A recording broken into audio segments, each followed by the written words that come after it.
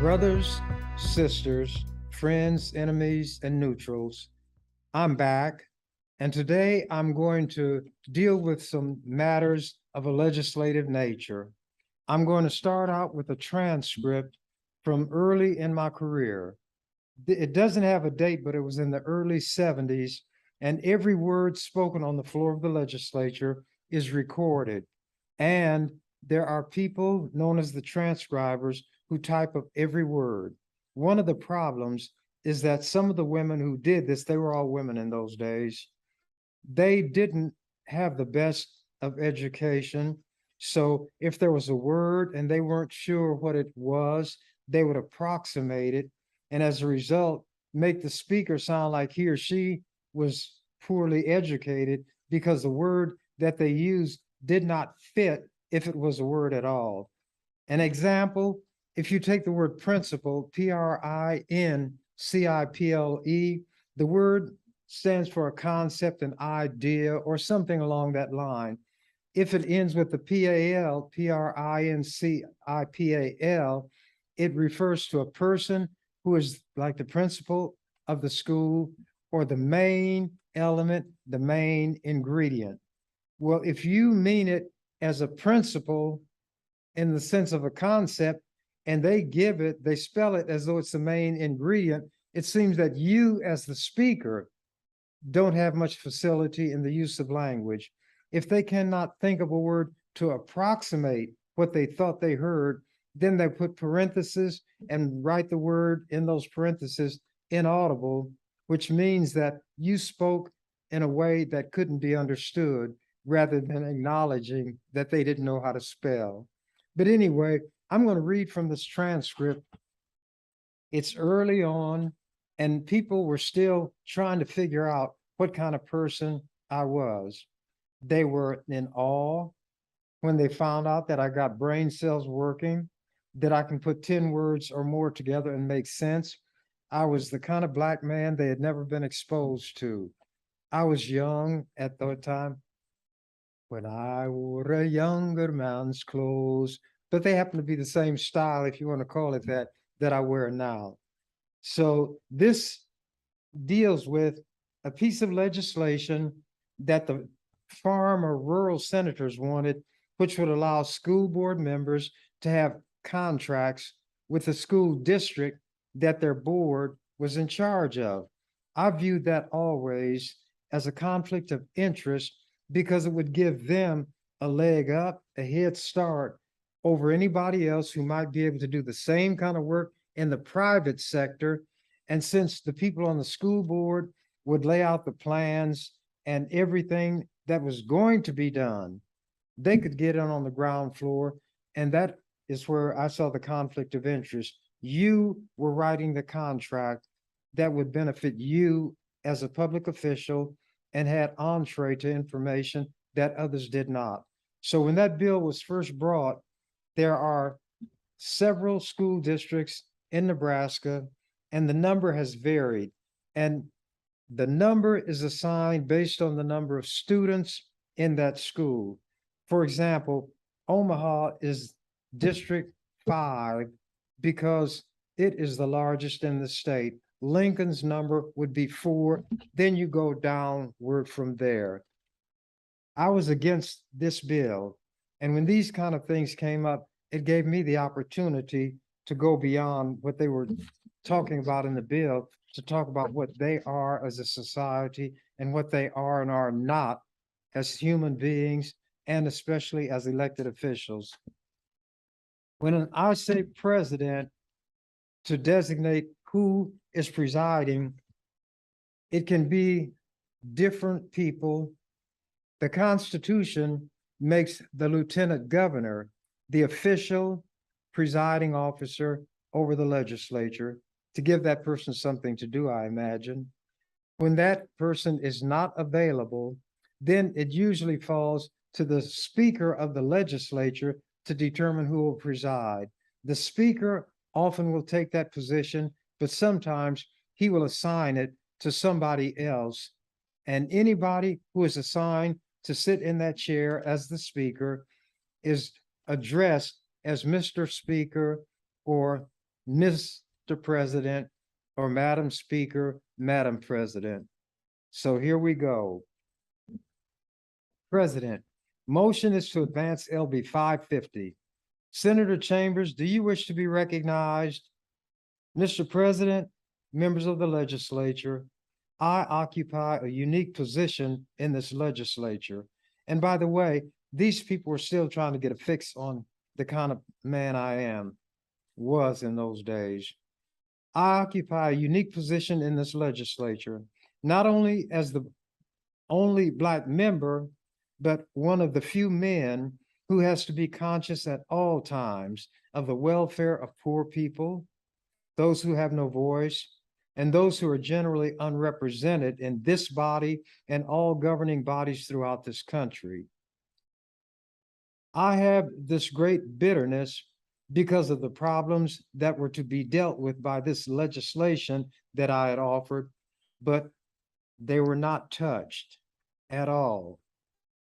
The one deals with corporal punishment inflicted on students in the schools. This legislature was very unsympathetic to these young people who have this problem to face. Corporal punishment is when they use these paddles, and it was in Black schools only against these children. The problem they face, they are in a learning situation, and that learning situation is totally destroyed by the constant threat of physical punishment inflicted by the teacher who is supposed to be teaching them to solve problems through intellectual processes, or the principal or assistant principal. They would not do anything about getting rid of corporal punishment at that time. Ultimately, I did get rid of it. Then we come to district elections for school board members, so that the people who are unrepresented and have no voice in school affairs could have a chance to put somebody of their choosing on the school boards and to make these kind of decisions. Again, the legislature was totally unsympathetic.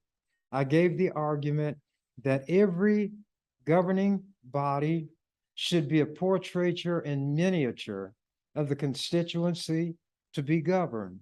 Therefore, every segment ought to have a representative. When the voting was at large, then whoever comprised the majority would vote on all of the members, and they could outvote any individual group. And therefore, the board always represented the powerful, the well-born, and so forth, as people have come to realize. Continuing. This morning, I see a bill that deals with the financial interest, and I feel it is a conflict of interest, of school officials, and the body, meaning the legislature, jumps to heel immediately. There's great concern about the welfare financially about these people who are running the schools, which I feel is improper. All I have is one vote. I can't stop the passage of these votes. I can't vote the passage of the ones that I'm interested in with my one vote. I am casting my vote to show my opposition in the only way I have available to me in a meaningful way. But I developed a technique. That's later. Other than that, each one of us is given 10 minutes to speak on an issue, and I can use my voice to give the rationale as to why I vote against these measures, why I am for the ones that I advocate. I think that this is bad legislation.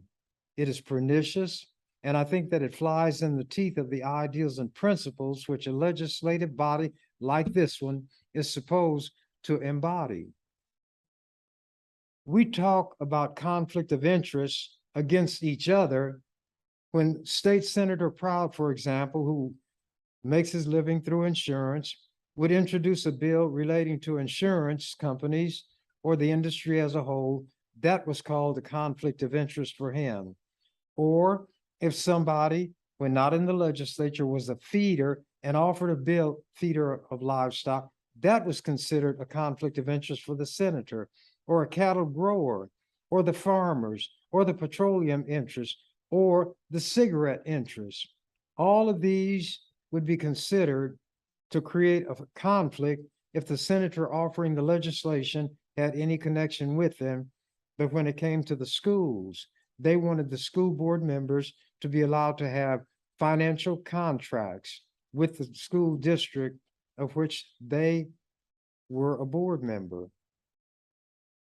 Yet, in an area that touches everybody very, very closely, the education of their children, there is the same concern generally, but it does not exist in the legislature. I've seen lobbyists who did a good job for the school system last year get jobs with the school people afterward, so they were well paid for the vicious things that they did as lobbyists. I'm being put in a position more and more where my back is coming closer and closer to the wall. It is difficult for me to function in a body like this according to the rules we have established. It is not necessary for anybody in this group to consider using what they consider an unauthorized or unacceptable means to bring about social change, namely violence, because you have enough votes to do whatever you want to do. Whether it is to change a school law or to grind an entire group of people into the dirt like you're doing and will do on the welfare legislation for poor people, you will do that. But I sit here and I learn the lessons that you are teaching me. I carry them back to the community I come from, and I think there will be a day of reckoning. You men, I wish, and there were no women in the legislature when I first went there. You men, I wish, would realize and recognize the position that you keep me in. I don't believe many of you could go to an assembly of all Black people or all poor people or groups that feel that this body is hostile to their interests and do as well in that assembly as I do in this one as the only Black person. I come down here, I'll try to use your language so you'll understand. I'll try to follow your rules that you put in place and abide by them more strictly than you do. I'll try to read and understand your laws that you write, and some of them make no sense. I'll try to use your procedures to change your laws, and when it doesn't work and changes must occur, what alternatives are left? So I'm going to vote against this bill. I'm going to make a stupid statement now because you ought to use the language that people understand to whom you're addressing yourself. I'm going to say that I recommend that this bill be defeated, that it not be advanced. I'm not going to put a kill motion on it. That would be an exercise in futility. But I have taken my position. I've explained to you to the best of my ability why I've taken this position. You can do with it now what you will.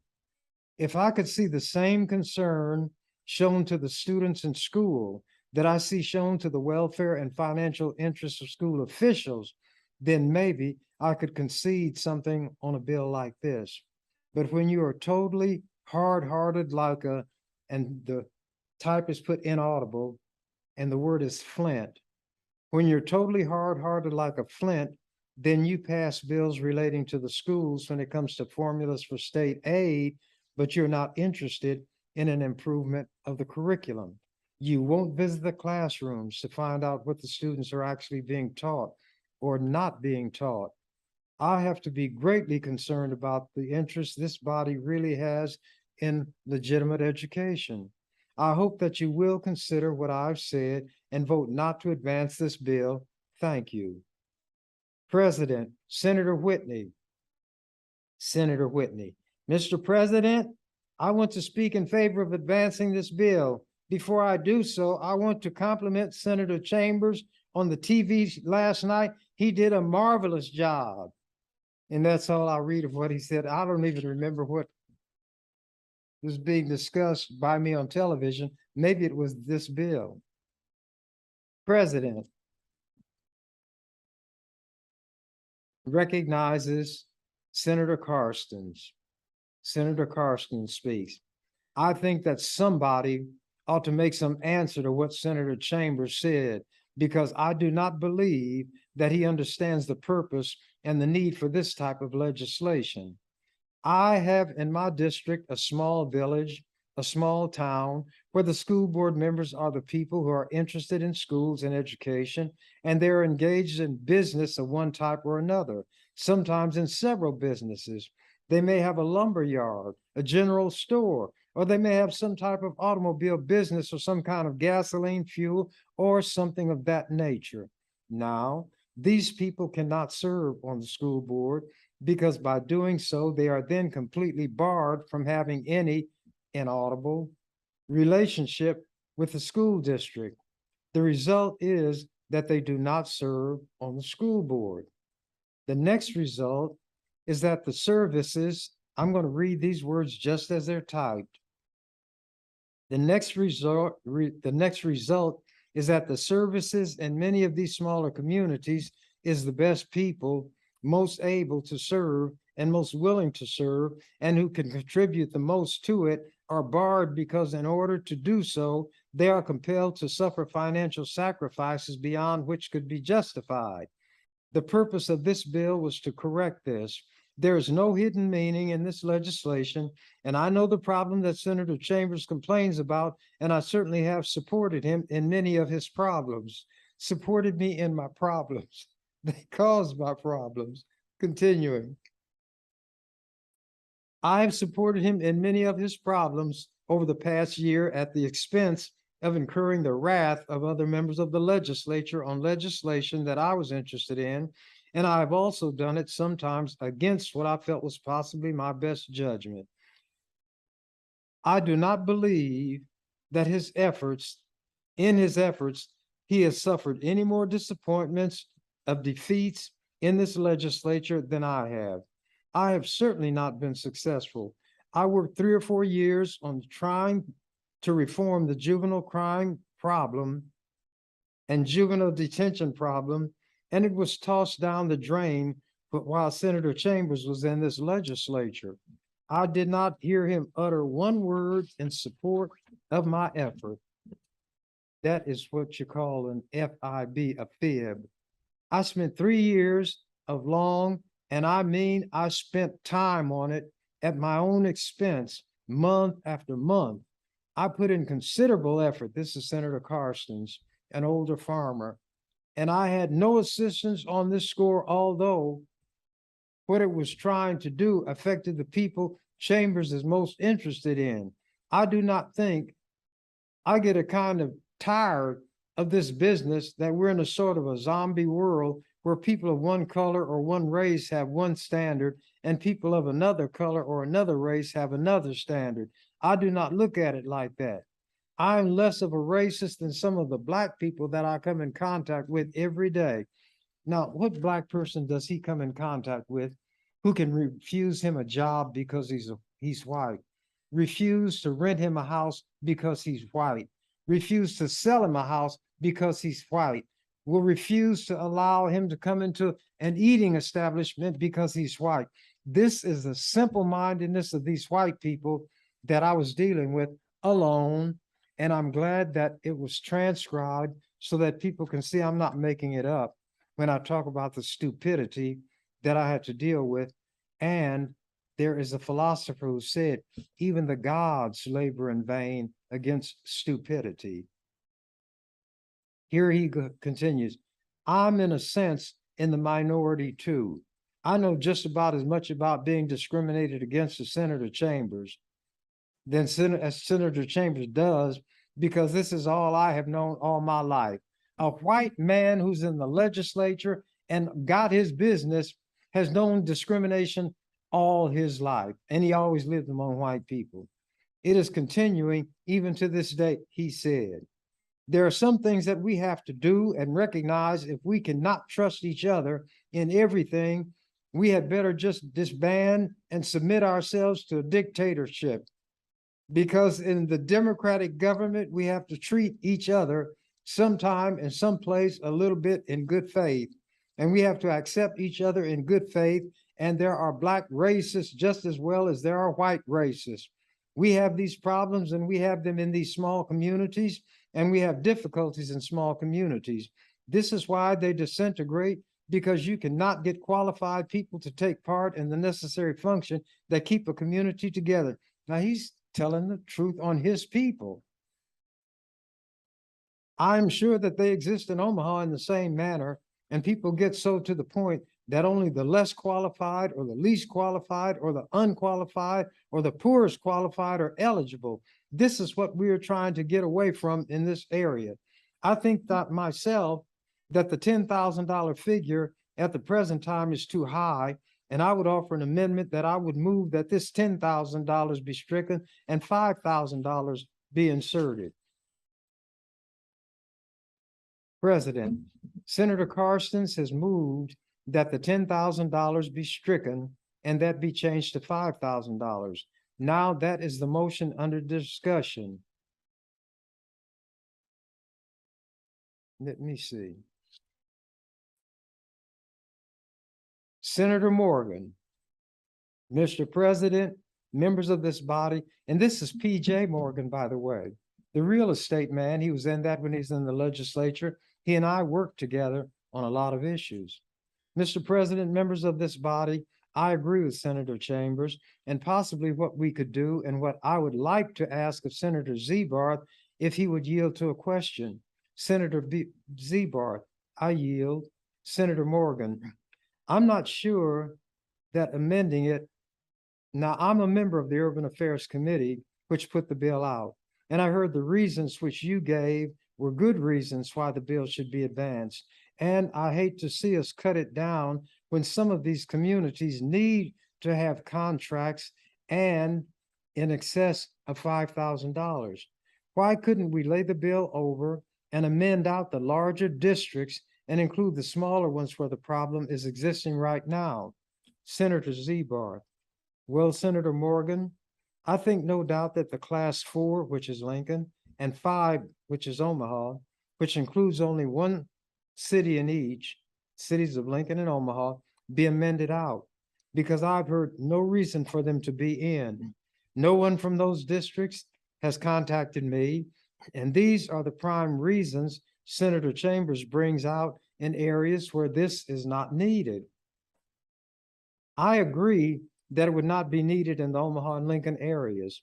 I would be willing to amend the bill for the class 1, 2, and 6 districts, and I would like to keep the $10,000 in Senator Carstens, keep that in Senator Carstens, mainly because of the school buses in some of these districts. If we amend out the class 4 and 5 districts of Omaha and Lincoln, would that be acceptable to you, Senator Carstens? I withdraw my motion if you want to limit the classes. President, go ahead, Senator Zebarth. If it is okay with you now, Senator Zebarth has withdrawn his motion, and that is no longer discussion. Now, what is your pleasure? Senator Zebarth. Vince, that's the clerk. On the original bill, on page 2, line 4, after no school officer, insert of class 1, 3, and 6 districts. That would be the amendment. Vince, of class 4 and 5 districts instead of 1, 3, and 6. So I move for the adoption of this amendment. President, Senator Chambers asked to be recognized. Now, I read word for word what they said and you heard it. Repetition, Mr. President, members of the legislature. Repetition seems to be an essential part of the debate in this body. I'm not repeating myself as much as some of the other gentlemen on the floor have done time after time after time. So in spite of how tired some may get of hearing me say what I have to say, I'm going to say it anytime I see the need. And as far as, oh, I'm sorry, Senator Carstens is gone. I voted on behalf of a bill of his on that juvenile situation, contrary to a lawyer who was trying to unify the entire area of corrections. Excuse me. My vote in behalf of Senator Carstens' bill caused my intentions to be questioned by people I was working with. I say this for a reason. There are a lot of times that people want to sit around here and talk about all that they have done for me. They have not done anything for me. I have not done anything for anybody, not for anybody in this body. When I vote a certain way, it's because I believe in the principle of the bill, or it's a bill which is indifferent as far as I'm concerned. It won't cause any harm to anybody.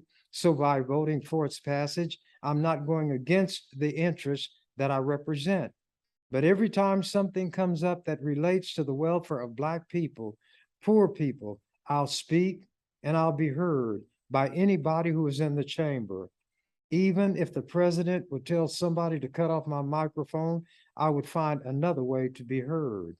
And the way I've seen men stand up on this floor and talk about irrelevancies, nonsensical things, nonsensical from where I sit, I don't see how anybody can criticize anything that I say. At least my sentences are complete. At least my thoughts are coherent. I try to use the logic that I think would be grasped by this body to make them understand what I'm trying to say. And this is what communication consists of. I'm here to challenge, excuse me, and I'm here to question, excuse me. I was sent here, not through sufferance of this body, but I was elected by people who didn't care what this body thought about my being here. The former governor was opposed to my election. His lieutenant governor served as the chairman of the contribution committee for my opponent. The World Herald endorsed my opponent and editorialized against me. The Black preachers officially spoke against me. Senators from this body donated money to the campaign of my opponent. And there are men who are sitting in this body right now who gave an ovation to a Black man who stood on this floor and said that God put the white man in command and there's nothing that can be done about it. I don't forget these things. Some of these men, most of them, are in this body right now. And you ask me to forget it? I'm sure Sam Claver, he was there then, couldn't forget it as a Jewish person. If somebody stood up here and praised Adolf Eichmann or said that God intended all the Jews to be wiped out in a furnace and let his will be done, Jewish Senator Claver would not have sat still for that. There is everybody in this body who has some interest they are not going to allow to be trampled if he is a man. But if he is going to be intimidated and cowered down,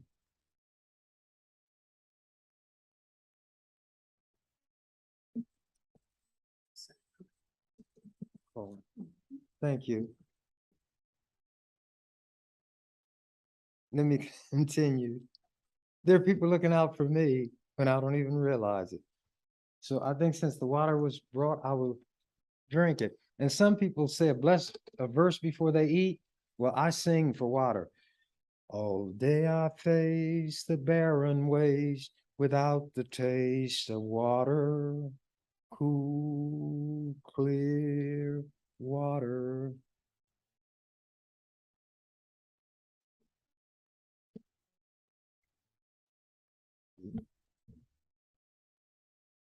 Keep him moving, Dan. Don't you listen to him, Dan. He's a devil, not a man.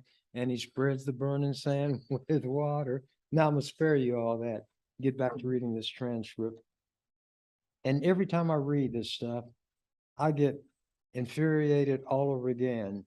White people like to portray themselves as the master race. They don't even speak their own language well.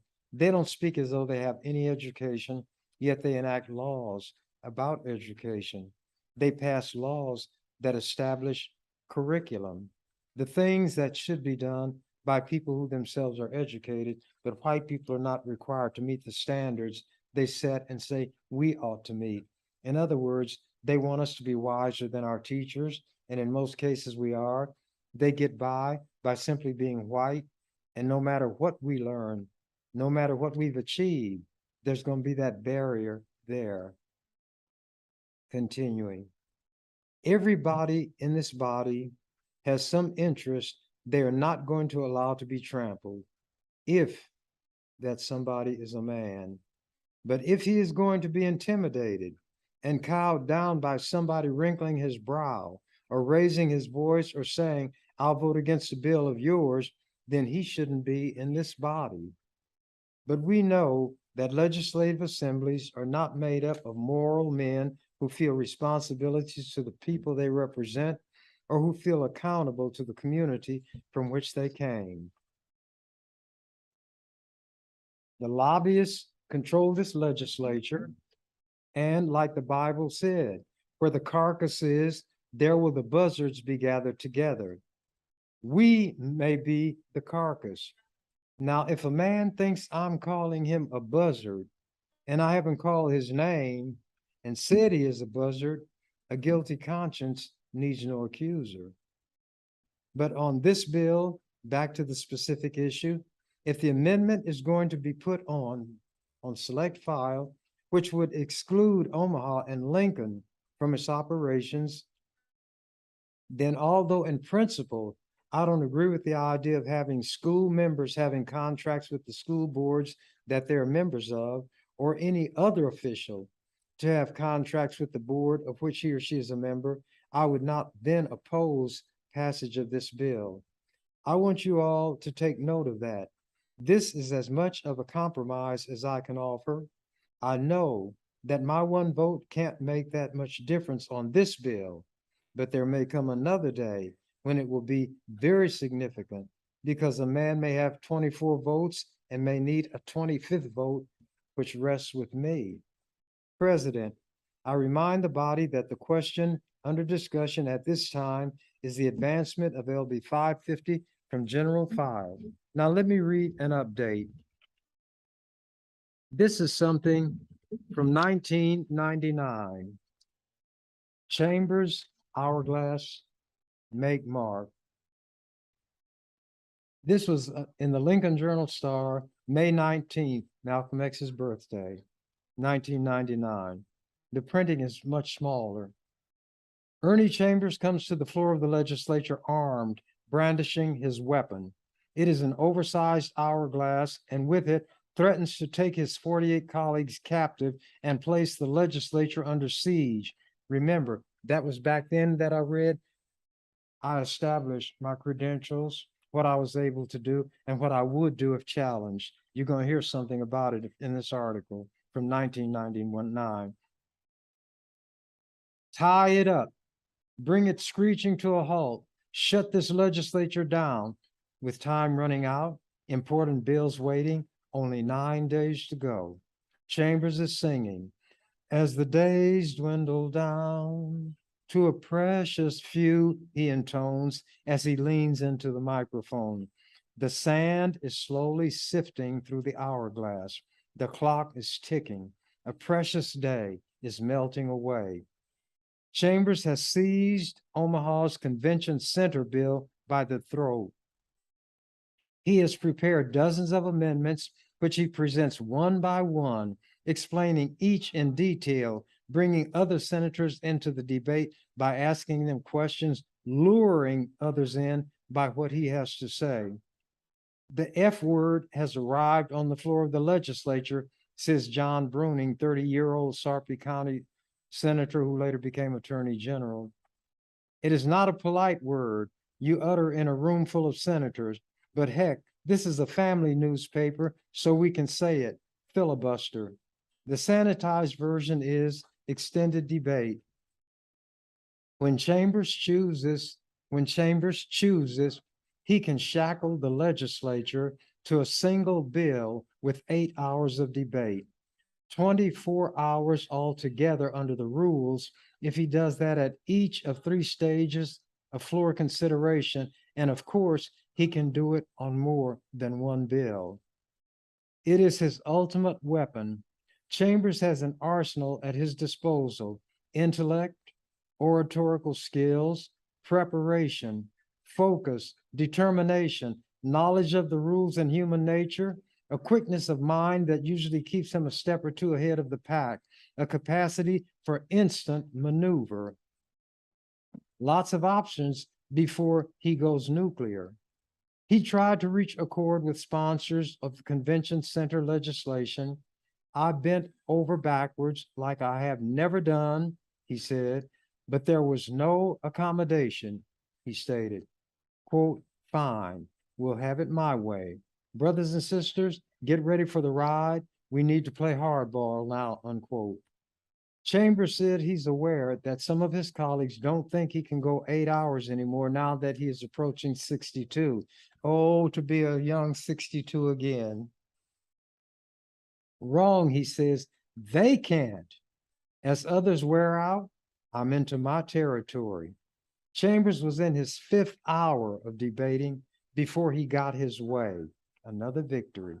Advocates of the measure, with a mighty assist from Lincoln's Dave Landis, raised the bar for Omaha voter approval of the bonds to construct the $210 million facility. I wanted a supermajority to vote. This will explain why. A supermajority of more than 51% of the voters would be required. The issue would have to be submitted to the larger pool of voters in a state primary or general election rather than to the smaller turnout in a special election or even a regularly scheduled city election. I learned all about all branches, all levels of government in this state, city, county, and state. When I'm dealing with something, I learn the rules. If they're hostile, I learn their rules and beat them at their own game using their rules. Continuing. Those are very significant changes. Omaha's $254 million school bond issue was approved earlier this month by 51.5% of the votes and a light 25% turnout. A $210 million bond issue on top of that may be a hard sell in a much larger voter pool next May. Chambers argues that the city's funding commitment to the convention center project would hurt his constituents in perpetuity by denying city funding to projects that would benefit citizens and neighborhoods that have been left behind, Black people and poor white people. In his 29th year of the legislature, Chambers is a unique force. True to himself, he is who he was when he first arrived in 1971, warrior made of iron. The young African-American firebrand whose arrival sent chills down many a legislative spine has outlasted all of them and is now dean of the legislature. If he had served in the California legislature or done his thing in New York City or Chicago, he would be a national figure today. Now let's go up a little farther. This is April 2006, and it is in a Washington, D.C. news outlet called Roll Call Politics. Headline, Dateline, Washington, D.C. Headline, one Nebraskan's gadfly is another man's hero. Term limits forcing out Nebraska's most controversial senator. And I'm bringing it close because the printing is very small. For those of a certain age, it's hard to believe it's been so long. But today is the 30th anniversary of the assassination of the Reverend Martin Luther King Jr. Along with all the tributes that have flowed King's way through the years, there's always speculation about what the United States and the world would have been like if he had lived. Occasionally, people wonder what he would have thought of the state of modern politics. Less often, there's speculation about whether King, like his protege Jesse Jackson, Andrew Young, and John Lewis, would have decided at some point to get in electoral politics. They wondered. It's easy to imagine that he would have gone far given his smarts and oratorical gifts. 8 years after King's death, his father, the Reverend Martin Luther King Sr., aka Daddy King, gave a stirring speech on Jimmy Carter's behalf as he delivered the closing prayer at the 1976 Democratic National Convention. These Negro preachers knew how to politic in the guise of a prayer. Just 2 years after King died, Ernie Chambers was elected to the Nebraska Senate, representing a poor, largely minority section of Omaha. The first and only, that's incorrect. There had been 2 before me. 3, actually. The first and only Black member of, I was the only Black one at that time. The first and only Black member of the state's unique unicameral and nonpartisan legislature. One of the first things he did in office was to try to win some kind of official state recognition and honor for King. But Chambers' career also is about to be cut short, not by an assassin's bullet, but by term limits referendum that passed in 2001. Although 20 of the legislature's 49 senators will be forced out of office at the end of 2008, make no mistake, the push to institute term limits was largely focused on Chambers. They would change their entire constitution, the entire mode of government to get rid of one Black man because he was too powerful under their rules. He recalled in an interview Monday that the people carrying the petition to get the measure on the ballot used his name as their main argument to win support. Quote, some people from outside the state paid circulators of petitions. There's a national outfit called Term Limits USA. Circulate, and they gave them a little card saying that the only way they can get Chambers out of office is by changing the Constitution so that he can not run anymore. Chambers said next, then the same argument was used to persuade people to vote for the provision, and that's why it carried. Without a doubt, Chambers' tactics and rhetoric sometimes rub people the wrong way. Listen to him discuss race relations and the way they affect American politics as an instance. Quote, our situation is different from white people because white representatives, whether on the state level or the national level, are more or less interchangeable. The interests of white people throughout the state or country overlap or intersect. So even if they don't get their specific choice, the voters will still have their issue heard because everybody's white. However, when it comes to Black people, we need somebody who is strong, tenacious, intelligent, and fearless.